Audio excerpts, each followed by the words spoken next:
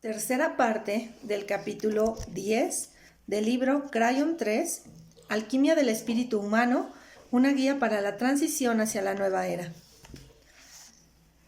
Toda su ciencia y sus matemáticas se halla rodeada ahora por lo que denominan el sistema básico decimal. Es algo conveniente para ustedes y es fácil, pues les permite una capacidad de cálculo rápido. Pero las matemáticas galácticas y las del espíritu tienen una base 12. Esta es una información crítica que deben saber y empezar a comprender para poder comunicarse correctamente con aquellos que llegan. De la página 300. Matemáticas. Único autor, James D. Watt, 1995. Partes de este manuscrito se encuentran en la Biblioteca del Congreso bajo copyright separado. Introducción. Hace algo más de 2 años inicié una investigación de matemáticas fundamentales como resultado de preguntas planteadas por el actual modelo físico de la creación, conocido como el Big Bang. Ya desde el principio se me hizo evidente que la forma curva concuerda con las descripciones matemáticas y que las suposiciones operativas nucleares de las matemáticas, desde los tiempos más antiguos hasta la actualidad, se hallan sesgadas en términos de la línea recta.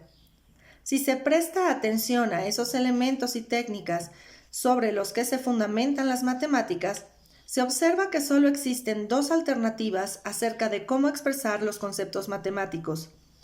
Las matemáticas de la línea recta, que utilizados de modo ubicuo, y las matemáticas de la línea curvada o arqueada, que son rechazadas. 26 siglos de tradición y exploración, de las matemáticas de la línea recta han incrustado este formato en las mentes matemáticas como una agenda sagrada que debe ser protegida a toda costa. Esta es una afirmación importante porque contradice la objetividad que afirman poseer los matemáticos. Puede demostrarse con claridad que la matemática moderna es agendística y debería ser cuestionada seriamente en su abandono de los absolutos y en su fascinación por los sistemas lógicos autocontenidos. Allí, donde una definición general de las matemáticas podría ser un estudio de las verdaderas posibilidades universales y de sus descripciones, nos encontramos con un conglomerado de estructuras bizantinas construidas sobre la cubierta de una nave a la que se le haya quitado el timón.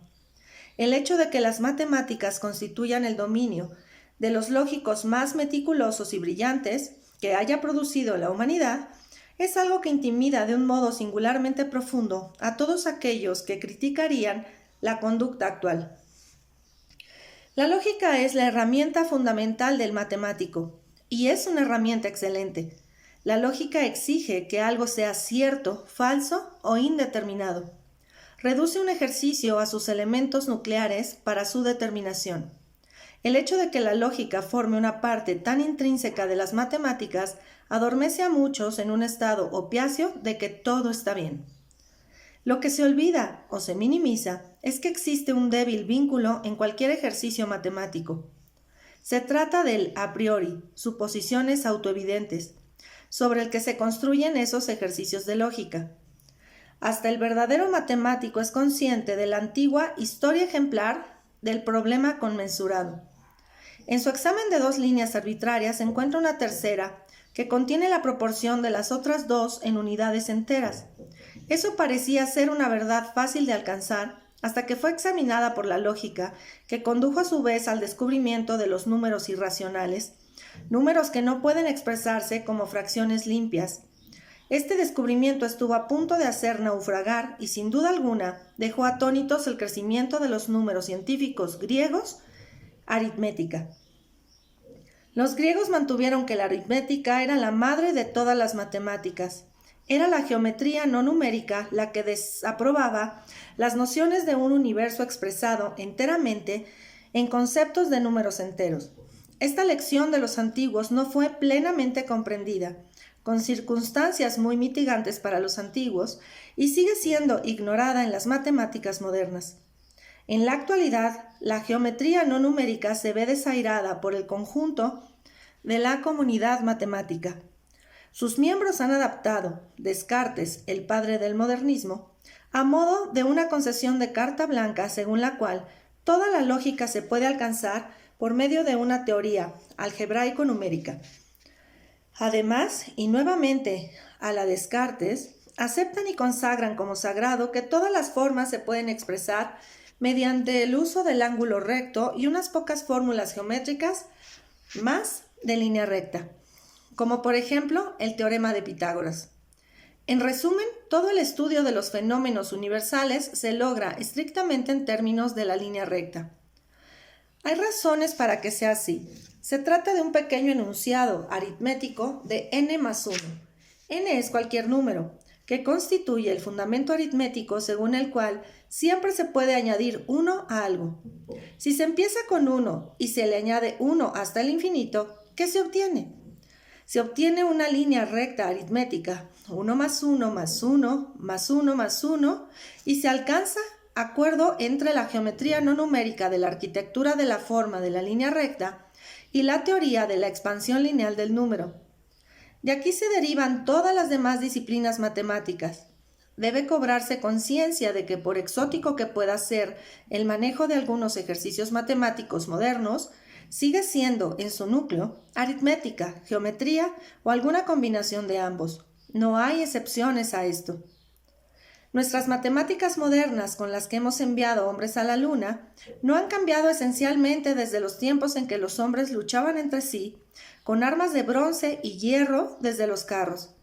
La tradición sólida y fija de nuestra matemática es defendida vigorosamente contra el cuestionamiento del uso ubicuo de los términos de la línea recta, a pesar de que no existen pruebas de que los términos de la línea recta gobiernen la forma natural. En relación con la suposición de que la luz viaja de modo natural en líneas rectas, por ejemplo, no hacemos sino suponerlo y descartamos alegremente que su orden natural pueda ser un arco actualmente indetectable. ¿Por qué debería ser la luz diferente al resto de la naturaleza? La comunidad matemática defiende un enfoque tradicional y agendístico que ha terminado por convertirse en una especie de culto de personalidades del pasado que se vieron favorecidas por encima de los principios fundadores de la objetividad y la unidad. Tienen la sensación de que, puesto que los términos de la línea recta no pueden encontrar unidad, ésta no existe. Antes que considerar las matemáticas como un error, dicen que la unidad y la verdad no existen en términos absolutos. Con ello establecen el trabajo de base de la lógica para fragmentar todas las demás empresas humanas. Se trata de un asombroso caso de arrogancia colectiva. ¿Por qué deberíamos importarnos la elección del carácter de la línea recta o curvada? ¿No se trata de un caso de 6 de una media docena de la otra? No lo es. Lo que hacen las matemáticas en realidad es asumir una fácil igualdad y negar un estado jerárquico. Esta igualdad permite la calificación de las formas de línea curva en términos de línea recta. Pi es el ejemplo clásico. Mientras que los griegos confiaron en que esta igualdad era cierta, la matemática moderna está decidida a forzar al universo a adaptarse a los deseos egocéntricos de hacer que un perno redondo encaje perfectamente en un agujero cuadrado. Cuando eso se reduce a lo esencial, ese es el objetivo principal de cálculo. ¿Qué determina de una forma absoluta el carácter de las líneas recta y curva? Una línea recta es una serie de puntos similares que no tienen relación con otros puntos situados fuera de la serie. Una línea curva es una serie de puntos similares que tienen relaciones con puntos situados fuera de la serie. Esto es evidente. Si se traza una línea curva, se verá implicado un interior y un exterior. Además, si se trazan dos bisecciones de cualquier segmento de esa curva, los bisectores se interseccionarán en el punto o puntos centrales de esa línea. Así, se necesitan por lo menos 2 puntos para formar una línea recta, mientras que en una línea curva hay presentes intrínsecamente 3 puntos. El tercer punto, el punto central, no siempre es abierto, pero se encuentra con facilidad. Es como un secreto que el arco trata de mantener. Las extensiones lógicas muestran inevitablemente que las líneas rectas siempre son indiscutiblemente interiores a un círculo, geometría estática. Eso fue lo que Euclides se tomó tanta molestia en mantener fuera de su geometría, algo que, naturalmente, seguimos utilizando en la actualidad, aunque ahora lo expresamos aritméticamente. Geometría analítica. He descubierto por lo menos 15 errores verificados en la geometría euclidiana, que le están siendo actualmente oscurecidos y censurados al lector general o que son completamente desconocidos. Estos errores indican, de modo consistente, la existencia de un enfoque agendístico por parte de Euclides. La geometría euclidiana fue un ejercicio de salvamento de la aritmética griega, como resultado del truco de conmensurabilidad. Aunque se le debe alabar por sus esfuerzos por salvar los números científicos, el matemático moderno debería ser desafiado por el culto que presta a las matemáticas humanas calificadas como objetivas. ¿Por qué debería importar el carácter de la línea? Puesto que puede demostrarse con facilidad que todas las estructuras de línea recta son interiores, solo con respecto a alguna constante de círculo, un elemento de examen compuesto por 2 puntos nunca se convertirá mágicamente en un elemento de 3 puntos. Eso significa que por muchos lados que se le asignen a un polígono regular en un círculo, una forma y figura triangulada de partes iguales en la que el centro de un círculo sea el vértice interior de cada triángulo isósceles y los vértices de los lados opuestos toquen la circunferencia, es algo muy parecido a dividir un pastel en porciones iguales. Los lados nunca cortarán más de 2 puntos de la circunferencia y por lo tanto nunca se les podrá calificar como una línea curva, lo que no permitirá efectuar una medición exacta, con lo que, en el mejor de los casos, solo será una aproximación a la verdadera medida de la circunferencia, 2pi. La otra forma de medir pi es hacerlo con la teoría de los números, la madre de todas las matemáticas. Pero mediante el uso de series secuenciales de cálculos, hemos aproximado a pi hasta números increíbles de decimales. Mediante la teoría de los números, hemos proclamado como demostrado que pi es un número irracional y trascendental, lo que significa que continúa permanentemente en series que no se repiten.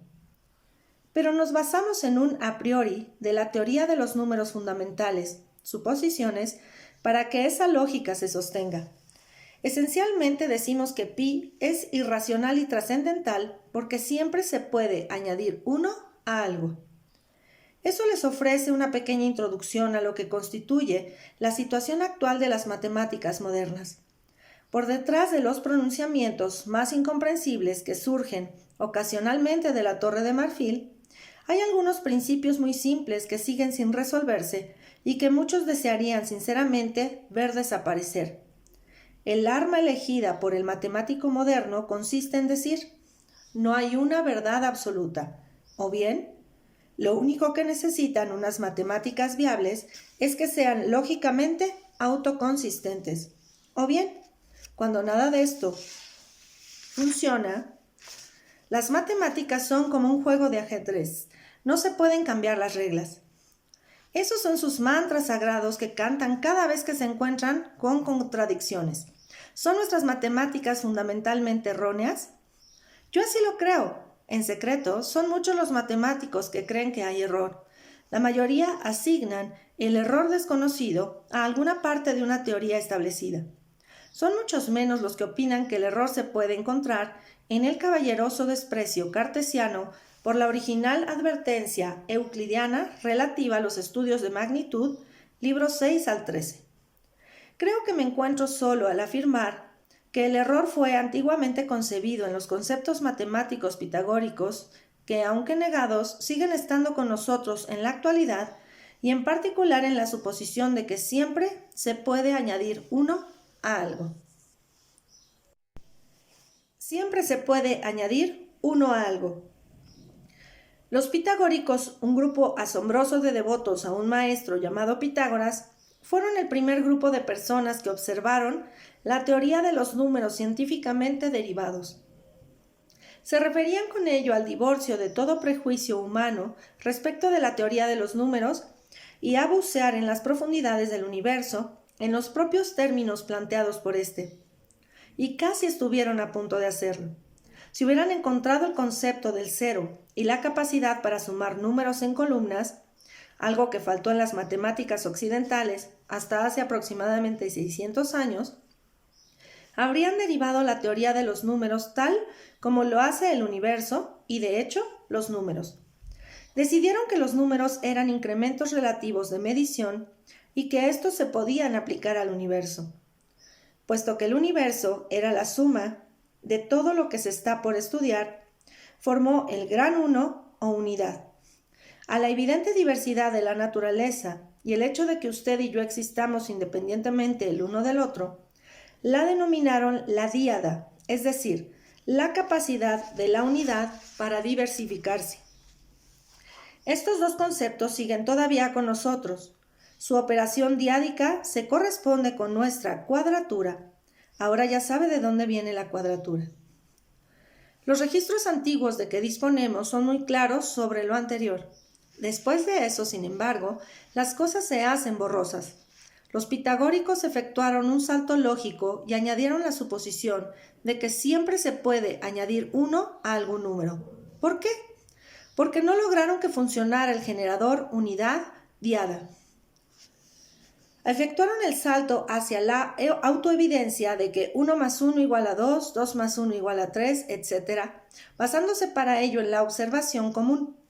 Eso es, a su vez, la única justificación del infinito. Puesto que la unidad es la suma de sus partes, nuestro instrumento de medición, los números, tienen que ser calibrados en sus partes menores con respecto al total.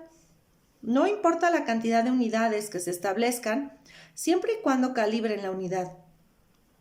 De ahí es de donde procede la idea del número base. Es algo completamente arbitrario. Puesto que intentamos medir algo, resulta elegante hacer que las unidades sean uniformes. ¿Por qué complicar las cosas innecesariamente?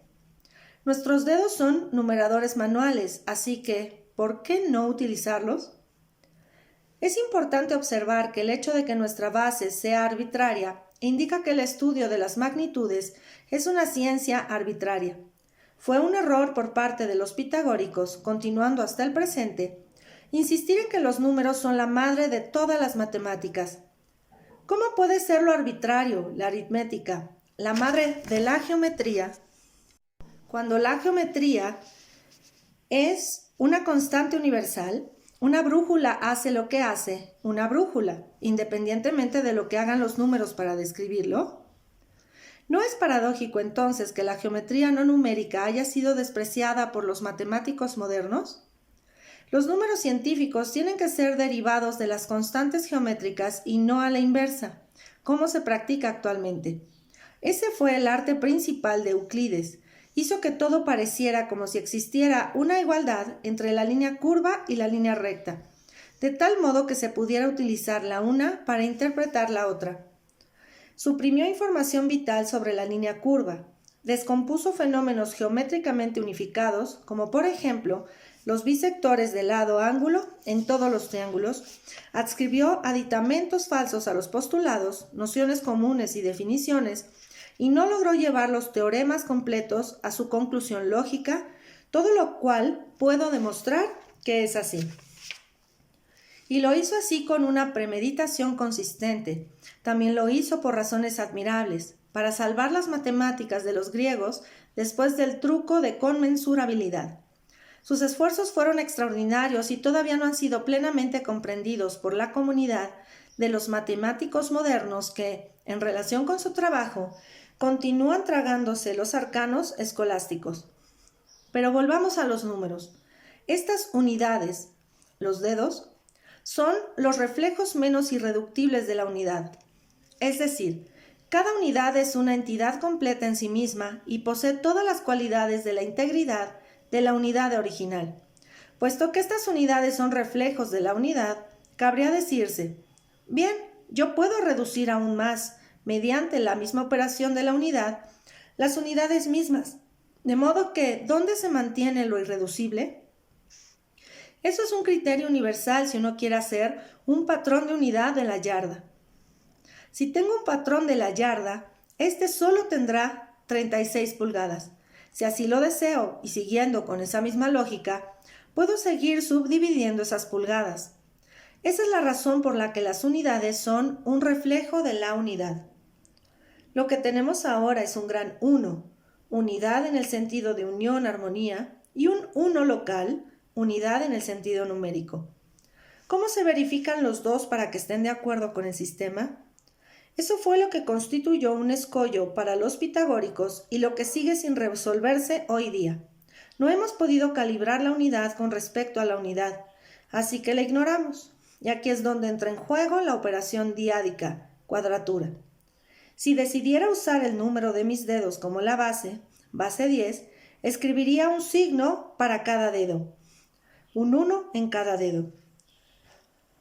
Al aplicarle la operación diádica cuadratura se obtiene 1, 2, 3, 4, 5, 6, 7, 9, 0, 0, 9, 8, 7, 6, 5, 4, 3, 2, 1. Obsérvese que en la secuencia ascendente falta el 8. ¿Cómo puede ser esto? ¿Se trata de simple chiripa? A través de cualquier número de cálculos que se puedan hacer, ese 8 que falta en la segunda serie ascendente no se materializará en un miembro intrínseco de la serie. Además, surge inmediatamente una extraordinaria cantidad de alta simetría que sostiene que eso es exactamente lo que el universo propone. El valor recíproco de 8 es 125. Números enteros para la unidad, la diada y el número entero medio de base 10.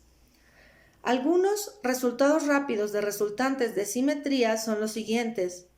1, 2, 3, 4, 5, 6, 7, 9, 0 por 8, 9, 8, 7, 6, 5, 4, 3, 2.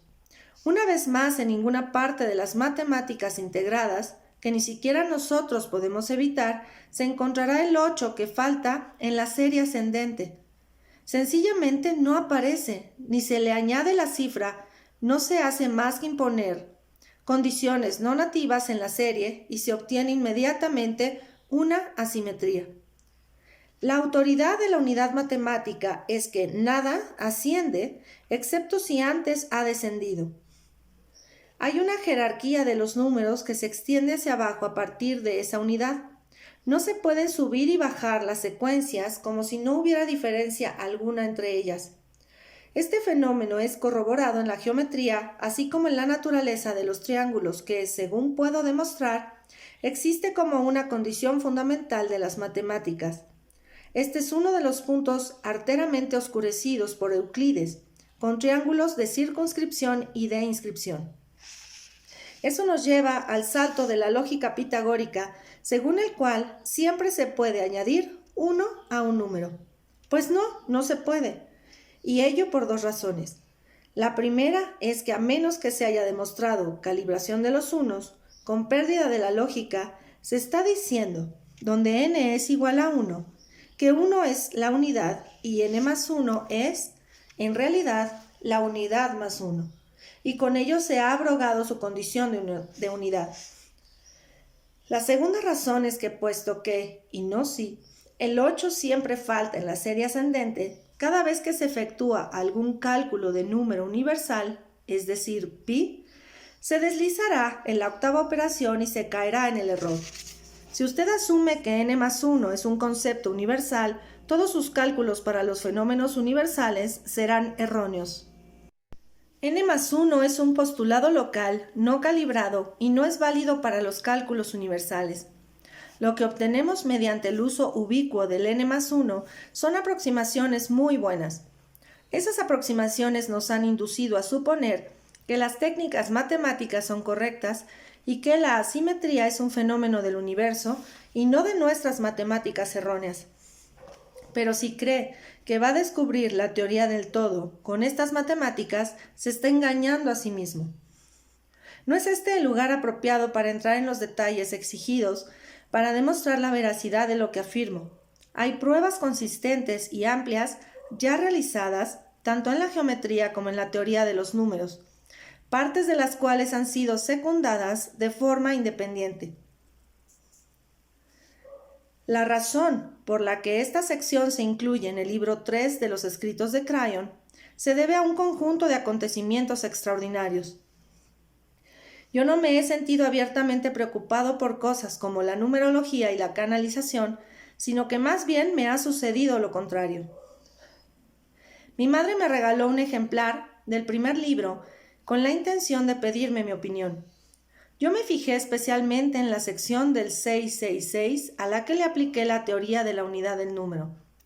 Al principio me mostré muy escéptico, pero cuanto más lo consideraba, tanto más me daba cuenta de que había algo singular en todo aquel comentario, algo que no es del todo aparente al principio. Fue bastante fácil descomponer el código de 666. Me he acostumbrado bastante a las matemáticas de la unidad, que contestan a lo que son enigmas en las matemáticas estándar. Debería decir, por otro lado, que no he calculado ninguna simetría con el 9944 mencionado, pero creo que es matemática. Puesto que no soy numerólogo, una vez descompuesto el código, me pareció que era demasiado simple y que quizá no lo había captado. Al fin y al cabo, los eruditos llevan 20 siglos tratando de descomponerlo. Consulté un par de libros de numerología en la biblioteca para ver lo que esos libros decían al respecto. No encontré prácticamente nada aparte de no lo sabemos. Lo que hice fue descomponer el número en sus números primos, que son 666 igual a 37 por 3 al cuadrado por 2. En los libros de numerología también descubrí que los numerólogos asignaban desde hacía siglos al 888 la divinidad de Cristo. Al descomponer ese número en números primos, se obtiene 888 es igual a 37 por 3 por 2 al cubo. Observen los 3 y 2 que se encuentran en ambos números. Su carácter es lo inverso del otro. Me parece evidente que en algún libro arcano o en alguna otra parte alguien tuvo que haber descompuesto también el 666 en números primos y luego inventó el antídoto, 888. Así pues, le escribí a Lee Carroll y le pregunté si conocía la importancia del 37. El 37 es la suma de 1 más 2 más 3 más 4 más 5 más 6 más 7 más 9. De la serie ascendente de unidades matemáticas. Según sus fuentes, el 37 no ha recibido una gran atención por parte de los numerólogos y era considerado como bastante poco notable. De Lee. Vaya, posteriormente he descubierto que aunque los numerólogos no analizan el 37 como significativo, los eruditos sagrados lo hacen. La gematría del 37 significa Dios, único Hijo, el unigénito, poder, gloria, santo maestro y la cabeza del rincón. Lo que sucede es que hay una simetría numerológica verificable e intrínseca en las matemáticas regulares y en las constantes físicas que afectan al 37 de una manera importante. Y también parece ocurrir con frecuencia, previamente desconocida, en lo poco que sé de numerología. Crayon dice que el 27 es un número significativo para él. Comprueben las siguientes secuencias. 9 más 9 más 9 igual a 27. 37 por 27 igual a 999. La totalidad de los números triples es la siguiente. 1, 1, 1 o 111 es igual a 37 por 3. 222 es igual a 37 por 3 por 2. 333 es igual a 37 por 3 al cuadrado. 444 es igual a 37 por 3 por 2 al cuadrado. 555 es igual a 37 por 3 por 5. 666 es igual a 37 por 3 al cuadrado por 2. 777 es igual a 37 por 3 por 7. 888 es igual a 37 por 3 por 2 al cubo. 999 es igual a 37 por 3 al cubo. Si se suman cualesquiera de los dígitos de los números triples, como por ejemplo 4 más 4 más 4 es igual a 12. 12 por 37 es igual a 444. En otras palabras, los números son cíclicos. El único elemento común de todos los números triples es el 37. ¿Acaso es el 37 la abominación que se cita en el Apocalipsis de San Juan? ¿O se refiere al hecho de que nuestra comprensión estándar de las matemáticas es la abominación? A saber, al asumir ascender sin autoridad al conocimiento del universo, buscamos configurar el universo de acuerdo con nuestros propios designios egocéntricos y erróneos. Pues ciertamente, cualquier asignación de significado particular al número 37 está ausente, tanto en las matemáticas estándar como en la numerología. ¿Y cuál es la historia bíblica de la Torre de Babel, sino una ascensión no autorizada? Una vez más, ¿cómo cita Jesús su autoridad para enseñar? Dice que desciende de Dios, y Cristo solo asciende después de haber descendido. Lo fascinante de todo esto es que estos casos indican una lógica de unidad matemática y tiene poco o menos sentido bajo la filosofía matemática estándar. Tampoco podrían haber sido inventados por sus autores, puesto que su lógica de modelación fue la misma que la que todavía utilizamos en las matemáticas. Hay fuertes indicaciones de la realidad, de la revelación divina, para escribir algo sin saber el razonamiento, excepto que uno tiene que hacerlo. Otras consistencias atestiguan la existencia de alguna forma de conocimiento diferente al estándar. Véase Corintios 1, 22-24. Algunos de los aspectos numerológicos ocurren en conjunción con los números triples. Todos ellos son varias veces algún múltiplo o divisor de 18 igual a 1998. Nota de Lee. Recuerden que 1998 es una numerología de 27, el número importante de Crayon, o de 9, y que es 19. También un 9. Además descubrí que 888 por 2 es igual a 1776. Lee me desafió en ese aspecto y descubrí que 1998 entre 1776 es igual a 1125, que es una simetría de matemáticas unitarias de unidad, diada y número entero medio de base 10. Esta simetría de 125 abunda en formas significativas en todas las matemáticas estándar. Una observación divertida: 50 estados en Estados Unidos menos las 13 colonias originales es igual a 37. Así pues, ¿está descifrado el misterio del 666? Yo así lo creo. El misterio es que nuestro sistema matemático no está calibrado y podemos esperar consecuencias calamitosas si nos negamos a ajustarlo. Por otro lado, si simplemente calibramos los unos, entraremos en esa nueva edad dorada en la que la teología y la ciencia se encuentran en perfecto acuerdo porque ambas tratan finalmente de la verdad, y la verdad es el uno. Lo que me lleva al siguiente punto. Tuve el privilegio de que Lee Carroll me enviara antes de su publicación una canalización de Crayon en la que llega a utilizar universalmente un sistema de base 12. Me preguntó si existía alguna credencial matemática ante tal afirmación. Esta cuestión recorre un largo camino para mostrar lo testarudos que podemos llegar a ser los humanos. Durante 2 años había estado buscando en la geometría constante del círculo, preguntándome por qué el círculo está dividido naturalmente en 6 partes, hexágono. Disponía de la unidad matemática del número entero que faltaba y de todos los ingredientes necesarios para exclamar: ¡ajá! Un sistema universal tiene que tener una base 12. 6 es el número entero medio y el equivalente de base 12 de nuestro 10 es el número entero que falta en el sistema. La evidencia es mucho más insistente de lo que indican esos puntos por sí solos.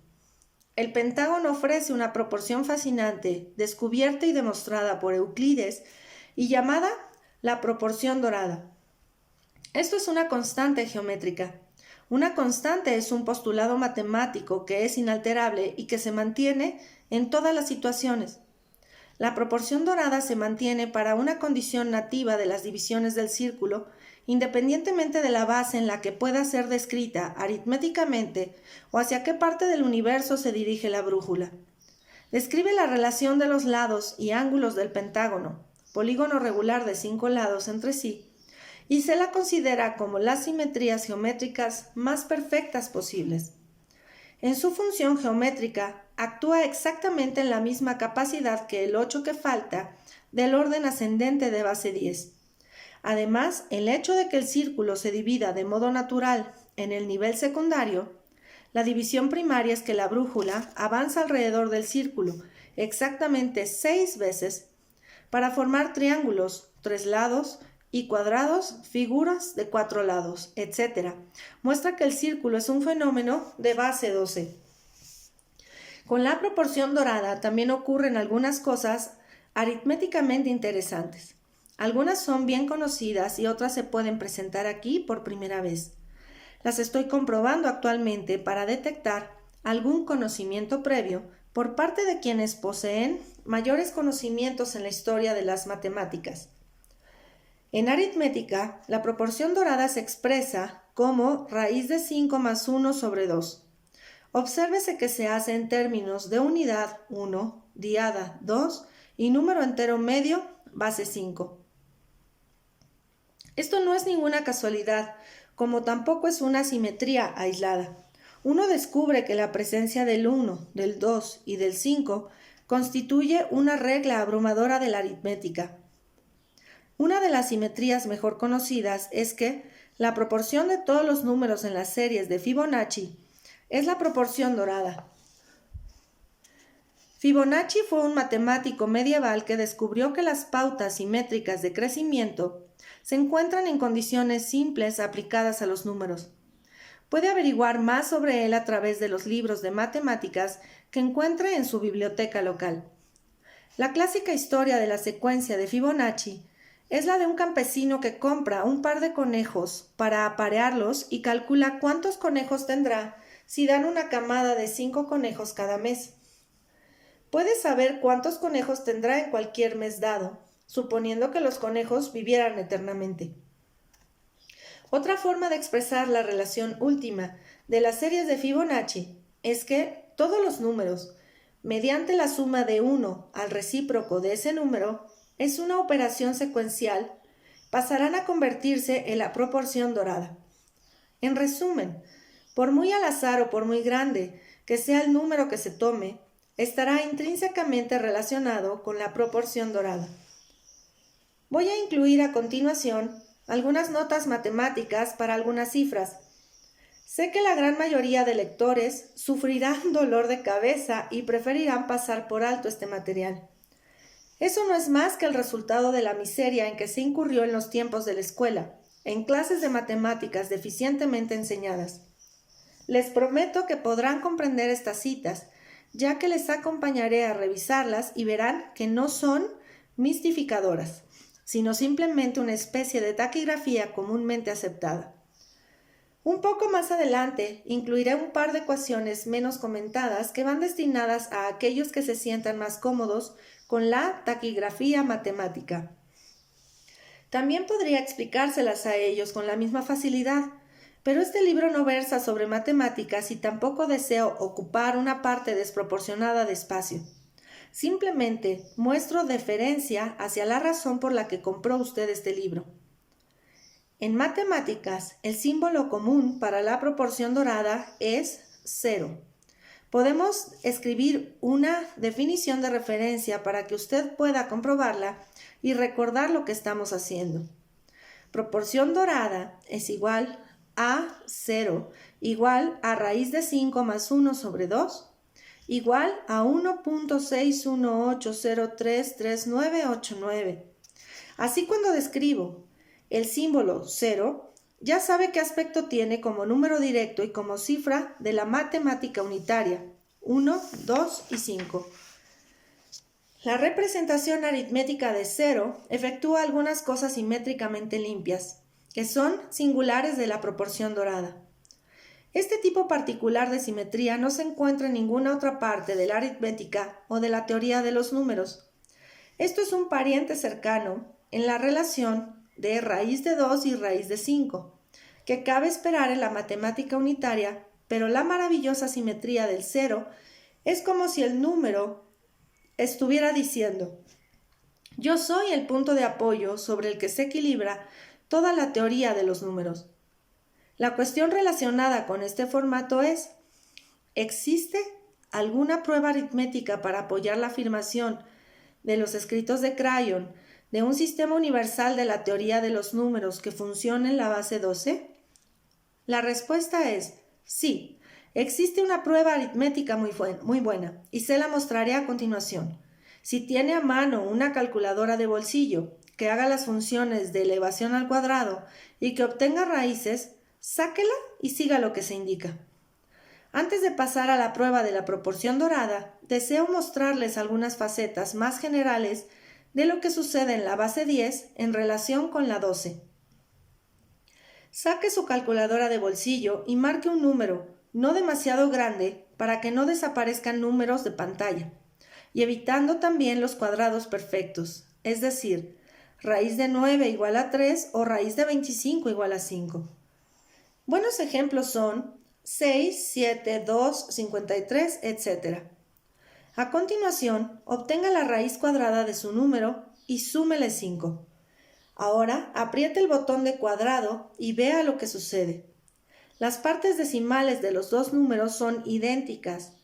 Esto es algo que se extiende hasta el infinito. Funciona así para todos los números. Para aquellos que no tengan a mano una calculadora de bolsillo, les ofrezco un ejemplo. Tome un número al azar. Hemos elegido el 43. Calcule la raíz cuadrada de 43, que es igual a 6.557438524. Súmele 5. Es igual a 11.557438524. Calcule el cuadrado, que es igual a 133.557438524. ¿Se da cuenta de que la parte decimal en negrita de los dos números es idéntica? ¿Qué está ocurriendo aquí? Hay una identidad algebraica general que muestra el mecanismo, y que es 2 por raíz de n más x menos raíz de n más x al cuadrado es igual a x cuadrada menos n, donde n es igual a cualquier número y x a cualquier número. En nuestro caso, utilizamos x igual a 5. Para elaborar esto, elija simplemente un valor para n y un valor para x. Sométalos luego a la operación, asegurándose de sumar las cifras dentro del paréntesis antes. Si x es igual a 5, entonces 2x es igual a 10. Aquí, 2x actúa como el modificador de base 10 de la ecuación, por lo que automáticamente convierte las partes decimales de los dos números, entre paréntesis, raíz de n más x, se cierra paréntesis y otro paréntesis, raíz de n más x, paréntesis al cuadrado, a la misma serie. Al restar uno del otro, los eliminamos y nos quedamos con x cuadrada menos n. Surgen entonces varias cuestiones relativas a las nociones de los números irracionales, pero la de mayor interés para la cuestión de base 12 es la suma de la ecuación x cuadrada menos n. Para la base 10, donde x es igual a 5, x cuadrada es igual a 25. Podemos utilizar este x cuadrada menos n para ver lo que harán varias series de números en el campo de las posibilidades. X cuadrada menos n es la diferencia entre los dos números 2x. Paréntesis, raíz de n más x, se cierra paréntesis, menos, se abre paréntesis, raíz de n más x se cierra paréntesis al cuadrado. Ofrece el siguiente aspecto. x2 menos n, donde x es igual a 5. 0 no es un número, de modo que puede verse que las únicas posibilidades positivas para n son los números del 1 al 24, que es un ciclo de 12. Puesto que x es igual a 5 y ya hemos visto que convierte la parte decimal de los dos números y lo hace específicamente en un formato de base 10, vemos que el formato de base 10 está trabajando dentro de los parámetros de las posibilidades positivas del campo del 12. Esto no es una coincidencia. También puede verse que el 12 y el 13 son los puntos de cambio en la progresión que aquí aparecen subrayados. Eso refuerza el número entero que falta del orden ascendente de la función de 10 en una base 12. En resumen, hace exactamente lo que debería hacer si existiera un sistema de matemática unitaria. Es un resultado predecible. Tras haber jugado un poco con lo anterior, pensé que bien podría comprobar lo que sucedía cuando introdujera la proporción dorada en esta situación. Una vez más, si hay credibilidad en cuanto a la afirmación de las matemáticas unitarias y un sistema universal de base 12, debería ser razonable encontrar una elevada simetría. También debería ser predecible. 0 también sigue esta identidad algebraica elemental. Puesto que andaba buscando simetría con el número 12, también tuve que comprobar otros números para asegurarme de no haber encontrado simplemente un principio general que funcionara con todos los números. Tenía que ser algo específico para el 12. Como pueden ver, cada número es uno menor que el anterior y todos tienen en común los decimales. Una comprobación de las raíces cuadradas de los números no reveló nada en especial o que estuviera relacionado entre los números excepto para el 12. Cuando se considera que en la base 10 el 9 es el último número entero antes de una repetición de las series y que está vinculado intrínsecamente en las simetrías de base 10, también debería encontrarse para el 11 en la base 12, como hemos visto anteriormente. Resumen. En resumen, recuerde lo que hemos hecho. Hemos encontrado que hay una generación unitaria diádica de los números. Hemos encontrado algo intrínseco a las operaciones matemáticas estándar, que hay un número entero que falta en el orden ascendente de cualquier sistema base de números. Esto concuerda exactamente con la generación unitaria diádica de los números. La unidad 1, la diada 2 y el número entero medio, base 5, juegan un papel significativo en todas las operaciones matemáticas. La proporción dorada es una constante geométrica, se mantiene la misma cada vez que se sale al universo, independientemente de cuál sea la base con la que se describa. La constante geométrica 0 se expresa a base 10 en términos de 1, 2 y 5 y todos los números proceden a ello. En relación específica con la cuestión de la validez de la base 12, encontramos una identidad algebraica general que cuando se trabaja en base 10 donde x es igual a 5, hace que partes irracionales de las raíces cuadradas queden eliminadas y que los límites positivos de la serie de base 10 sea un círculo de 12. Encontramos que la introducción de la proporción dorada es un tipo similar de ecuación, dio lugar a una serie de simetría más elevada posible que solo funciona para el número entero 12, y simetrías secundarias para aquellos números enteros que constituyen partes críticas del sistema de base 12. Las mismas fórmulas no revelaron nada de interés para otros números enteros, mostrando que la proporción dorada es específica solo del tipo de operaciones de base 12, mediante dos métodos separados de cálculos numérico-algebraicos y en las condiciones habitualmente aceptadas de división del círculo en una geometría de tipo euclidiano no numérica. Cuando se introduce el hecho de que todos los números primos mayores de 3 son de la forma 6n más menos 1, le parece inconcebible a este autor que nadie mantenga lógicamente una postura contra la base 12 como la elección universal y no arbitraria de la expresión de la teoría de los números. La cuestión de la validez universal para la base 12 debería ser planteada para su análisis competente en un fórum general.